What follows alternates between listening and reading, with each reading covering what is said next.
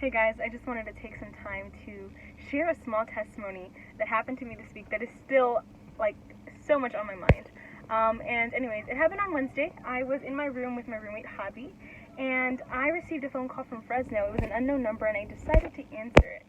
I had been receiving phone calls from this college in Fresno called UEI College, and I had asked them to please remove me off of their list, their contact list, because truth be told, I'd gotten about 20 to 30 phone calls from them asking for recruitment to their program, and I had no idea how I got onto the recruitment list or the contact list. And so when this guy calls me, he's like, "Hello, my name is Andy. I'm here to talk to you about UEI College." And I'm like, "Oh no, another one." I hadn't dealt with this in like a week, right? And I said, "Look, sir, I'm actually not interested. I am in Michigan, and I really asked a long time ago if I could be removed off this contact list. I am not interested, but I'm really thankful for you reaching out." And he's like, "Oh, I'm so sorry. Actually, I just want to thank you so much that you were so pleasant to me in this conversation. Most people would have just cussed me out and been really mean to me by now." And I said, "Of course, I have no intentions of that. I know you're doing your job. So thank you for being so diligent in it." And he was really thankful. He's like, "Your conversation has been very pleasant with me." And so as we were ending the phone call, I asked him if I could pray for him. And he said, "Yeah, that'd actually be really nice." I said, "Andy, do you have any prayer requests? Anything I could pray for specifically about?" And he paused for a moment. And he said, "Yes, actually, Kendra, could you please pray for me to have patience and a good attitude, a better attitude in life?" And I was pretty taken aback, because most people that don't really have a relationship with God wouldn't be asking for these two things. And I told him, "Andy, I just want you to know that these two things are things that God would delight to give you. I am so thankful and so excited to pray for you about this." And so we did. I prayed for him. I told him of a God who loves him, and a God who's interested in his life, and a God who's interested of walking this journey of life with him. And he was really thankful. It was really wholesome and uplifting conversation. We hung up, and that was that.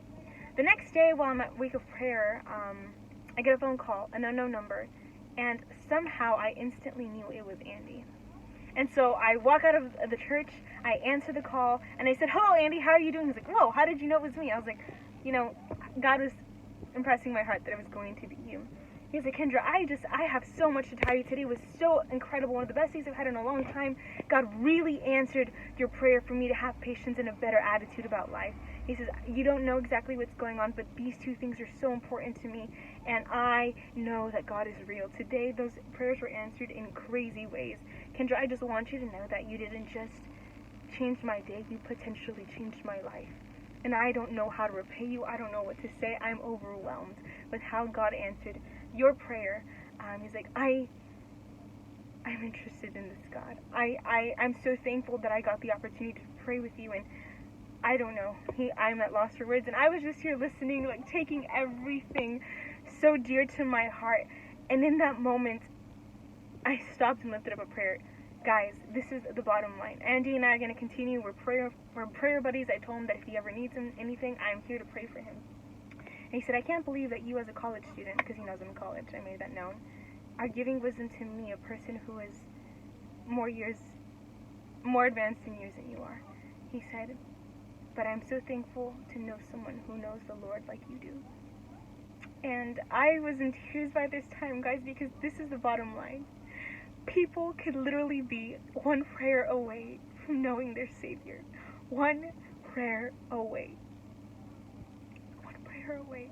Guys, if any of us can be that gap, if any of us can fill that gap, then what a privilege it would be, even if we were rejected and despised, if people would prefer not to.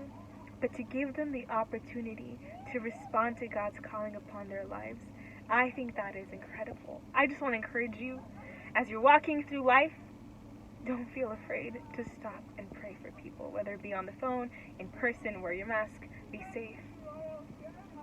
But what a privilege it is to fill that space, to fill that gap, because people can seriously be one prayer away from Jesus. Andy and I are going to continue praying. We're going to stay in contact, and hopefully we can do Bible studies or something like that. But it just starts with a simple prayer, and I'm thankful to be any vessel that I can be to bring people to knowledge of God and His love for them. Happy Sabbath.